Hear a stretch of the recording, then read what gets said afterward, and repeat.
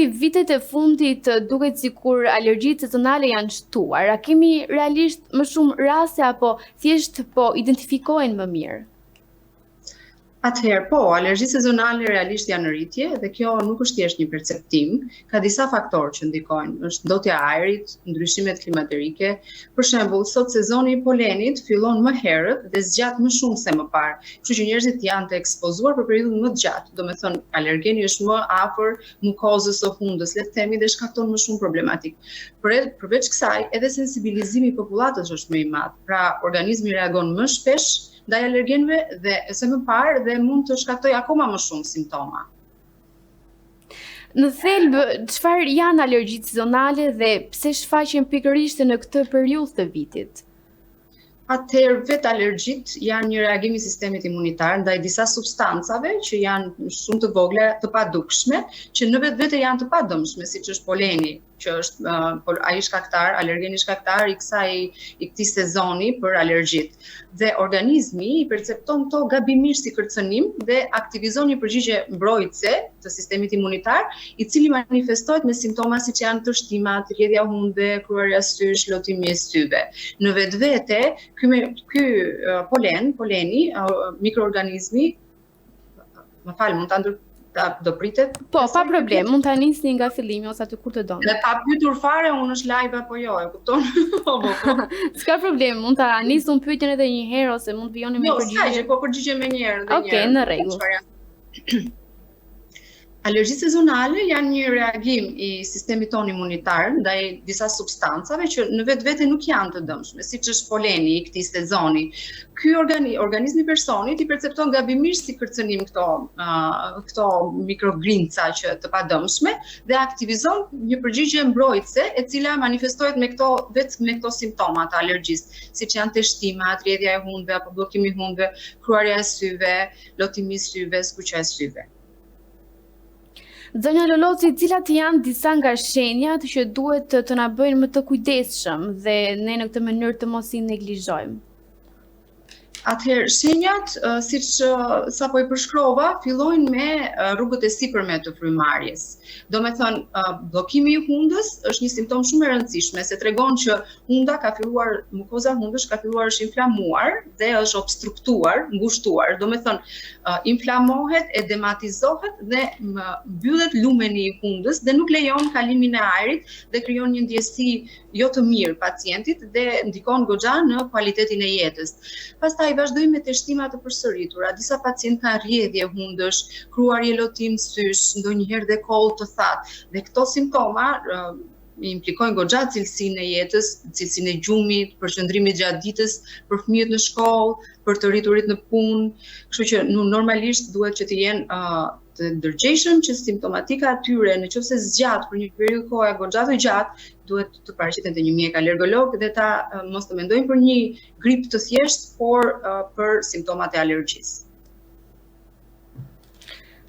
Kush preket më shumë nga alergjitë, nëse do bënim një krahasim, fëmijët apo të rriturit?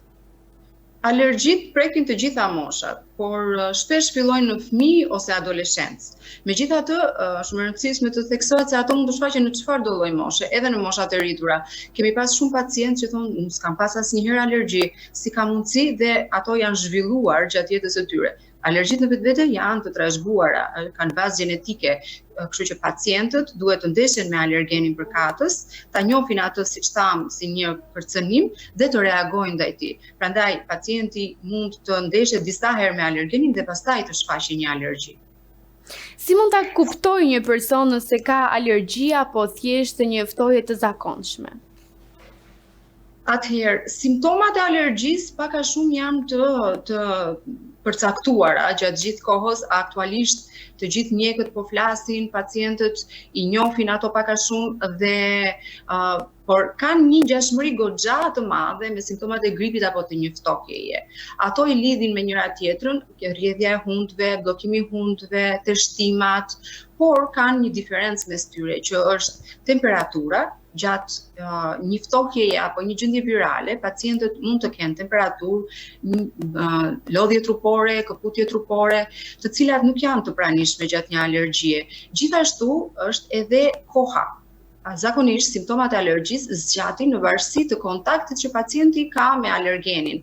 Për shembull, në sezon polenet aktuale të barave të shkurtra zgjasin prej marsit, fillimit të marsit deri në mesin e qershorit dhe pacienti derisa është në kontakt me këtë alergen, patjetër që do shfaqet simptoma. Ndërsa një gjendje virale mund të zgjasë maksimumi 10 ditë, 2 javë. Dhe kjo duhet të bëjë një diferencim mes të dyja diagnozave, të një gripi apo ftokje të thjesht dhe simptomat e alergjisë.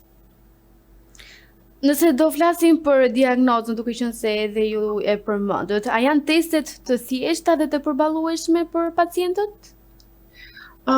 Zakonisht testet janë goxha të thjeshta, duan shumë pak kohë dhe janë shumë specifike.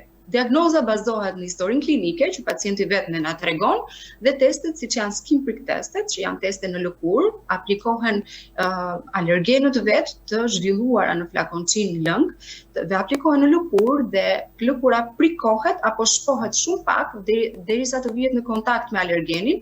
Nuk është shpim traumatik, është shumë i vogël, pas kontaktit të alergenit me lëkurën, pritet 20 minuta dhe shikohet reagimi i lëkurës. Në rastet e një pozitiviteti, ne kemi fryrje të lëkurës dhe skuqje dhe kruarje të saj. Dhe na tregon alergenin përkatës me të cilin pacienti ka alergji. Gjithashtu janë dhe një sër analizash në gjak, siç është IgA specifike apo molekulare, në rastet Kjo fundit në rastet kur kemi të dhëna klinike që pacienti është i polisensibilizuar ose i ndjeshëm nga disa alergen. Pasi kjo është shumë specifike si analizë dhe na tregon kush përbërës i disa alergenve, sepse janë disa alergen madhor të gjendur në disa alergen, e cila është një fraksion i alergenit, që janë të përbashkëta mes alergenve dhe pacienti mund të ketë ndjeshmëri apo sensitivitet nga ky lloj alergeni dhe ne na tregon që pacienti mund të trajtohet me një trajtim të personalizuar, pa përfshirë të gjitha alergenet në imunoterapi apo në vaksinim.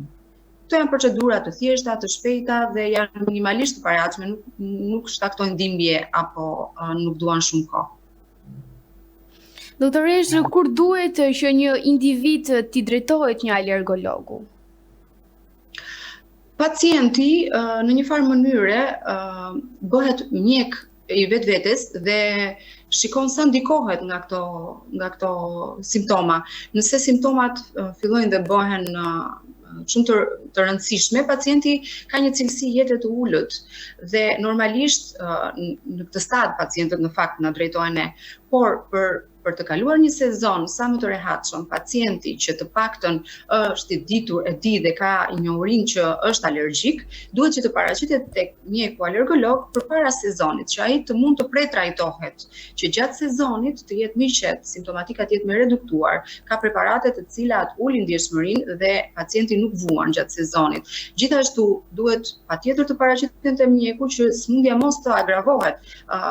Riniti alergjik, që sapo përshkruam në simptomat e rrugëve të sipërme, mund të komplikohet në simptomat e rrugëve të poshtme, siç është astma bronkiale dhe pacienti për të mos pasur një reagim, më falni, këtë mund ta patjetër. Po e vazhdoj. Okej, në rregull, po. Pacienti për të pasur sa më të lehtë trajtimin, duhet të paraqitet te mjeku alergolog dhe situata mos të agravojë deri në astma bronkiale. Cilat janë sot trajtimet më efektive për menaxhimin e alergjive sezonale që ne po flasim? Më e mira është të kujdesemi për parandalimin e simptomatikave gjatë sezonit. Pacienti duhet jetë i kujdesshëm dhe të evitojë sa më shumë alergenin i cili është shkaktar i situatës. Disa nga gjërat më efektive që mund të bëjë pacienti është mos të dalin në ambiente të hapura në pikun e përqendrimit më të lartë të poleneve gjatë ditës, e cila është gjatë paradites deri në mesditë. Sidomos për fëmijët, të cilët janë më të ndjeshëm dhe mund të kenë simptomatika më të theksuara, duhet patjetër që të evitohet kontakti me alergenin, duhet pas një daljeje ato të pastrohen që alergenët të mos hyjnë në shtëpi dhe pacienti të ketë kontakt të përhershëm gjatë një kohe më të gjatë edhe gjatë natës dhe simptomatika të bëhet më severe. Po ashtu janë trajtimet, sepse ne mund ta evitojmë alergenin, por jo 100%, nuk mund të izolohemi. Në format më të lehta, ka raste që pacientët janë të mjaftueshëm me një antihistaminik, i cili i trajton dhe pacientët largohen simptomat.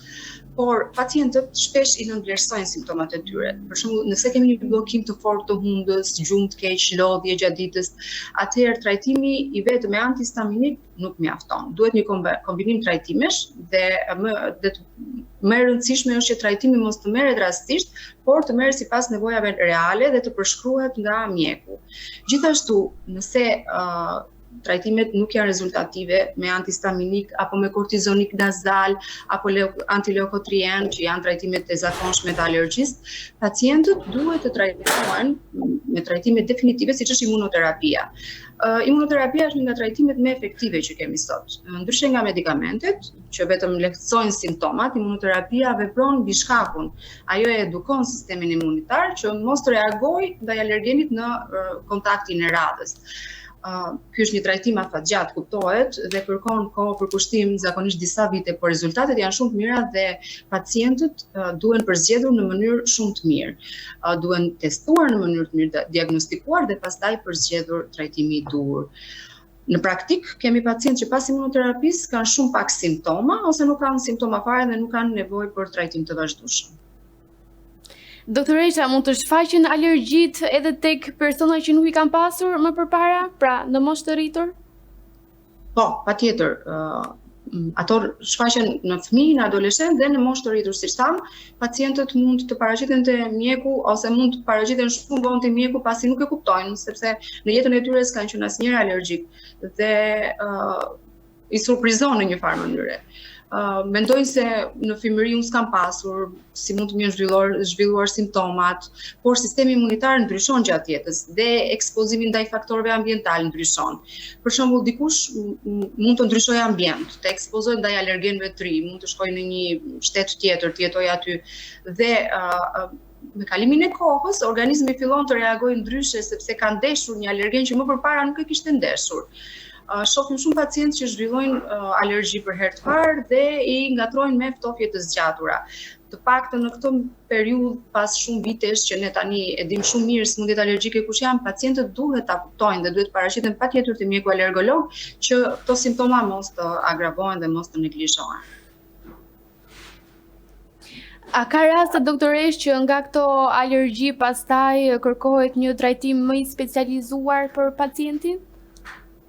Një komplikim është astma bronkiale alergjike.